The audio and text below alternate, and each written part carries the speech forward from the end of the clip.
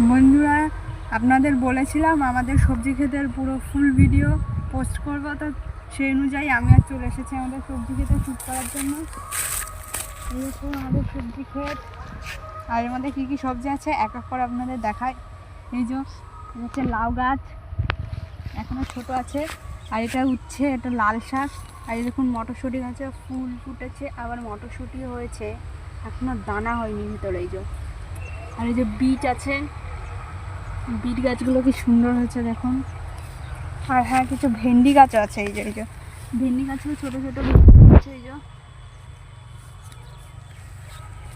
আর আছে গাজর, গাজরটা দেখুন কত বড় হয়ে গেছে। এই যে পেঁয়াজ কলি খাওয়ার জন্য আছে পেঁয়াজ, আর এটা তো পুরোটা মটরশুঁটি। আর এই যে আমাদের আলু গাছ, আলু গাছ এই দেখুন কত বড় হয়ে গেছে। আর এই সাইডে আছে উলকপি, এগুলোকে শালগম বলে, এরকম ছোটো ছোটো হয়েছেও কি সুন্দর। আর এই যে এর মধ্যে আছে পালং শাক, পালং শাকগুলোও বড় বড় হয়ে গেছে।